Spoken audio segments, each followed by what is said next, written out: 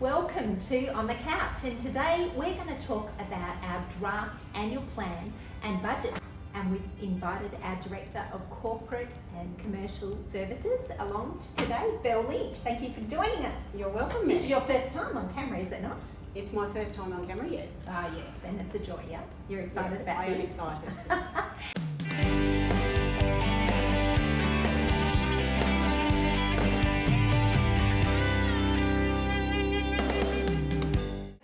On the couch, we're going to unpack a little bit about this document, the annual plan and budget. And I'm joined today with Lynch, our Director of Commercial and Corporate Services.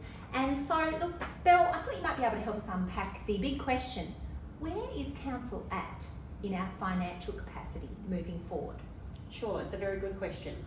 What I would say is that we're on a journey, and it's going to take a little bit of time, Mayor, to get us to where we need to be.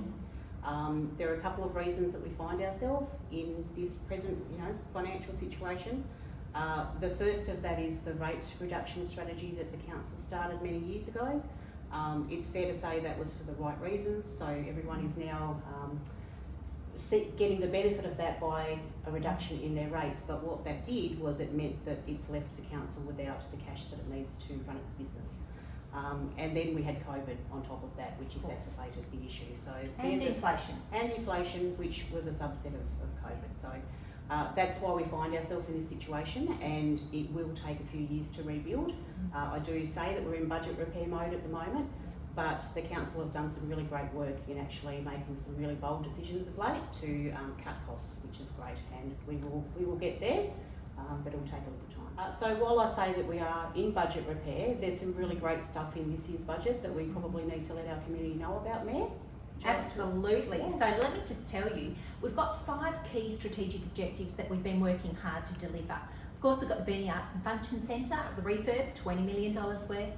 We've got the Coastal Parkway that we hope to have finished within the next year or two. We'll start that works, and that's the western side of the Coastal Parkway. Got the CBD urban plan being drafted right now, and we've allocated money in this budget to execute part of that plan, so about 400,000 in fact. Then we've got the Gateway project, where we're revitalising the entrance to the city. The government have given us 1.25, so we're looking forward to spending that. And then finally, we've got about $7.5 million worth of fixing up the road. Certainly at Natone and Una Road, we know our residents have been struggling with that, but we're looking forward to fixing, though they are the 5 strategic objectives that Council will be working on for this next year. One of the questions our community are going to want to know is, where are the rates going for this next year? Do you want to help us out with that? So yes, absolutely. So what I would say is that there will be a rate increase in the budget this year. It's an effective average rate increase of 8.78%, which is a big number, yes, but it's also taken into account that inflation is 7.73% at the moment, so it's high because of inflation. The community might be interested to learn that we've done some examples of what they're paying now in their rates versus what they were paying back in 2015-16 before you actually instituted the rate reduction strategy. And we've done this because we're hearing a lot of people say that rates are going up, and we wanted to understand how people are paying now versus 7 years ago. And that's been really interesting, and you might be interested to understand that one of the examples is a property at Upper Natone that is about a $300,000 property is now paying $31 more in 22-23 than they were back in 2015-16. So 8 years ago. 8 years ago. Yeah. So that's only $23 increase. Correct. So a $31 increase, yeah. And that is over a 7 or 8 year period. So that is quite profound in the fact that it recognises the fact that the council have kept the rates down.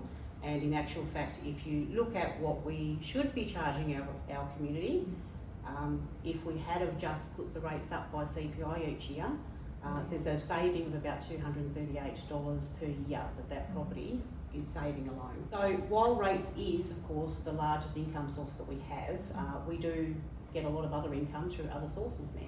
Yeah, that's right. And it's really important that the community understand, whilst we receive significant sum of money through the rates, 70% of all that income goes out towards expenses, but there's still a 30% shortfall. And so the relationships that I establish with both our state and federal members and politicians, you know, people often ask, why are you having lunch and taking out politicians? Well, it's really important, the relationships that I can develop with those various politicians at each of the levels of government, because we require another 30% of our operating budget from elsewhere. And so, again, it's really important that we work on that. Importantly, for this next financial year, we want to make sure that we're not just building new assets.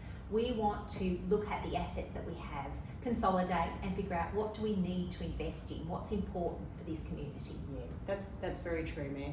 And can I just say, for the benefit of the community, when we build new assets, that actually costs our community much more than when we invest in our assets that already exist. So that's why we've taken the choice to deliberately invest in those assets that we already have.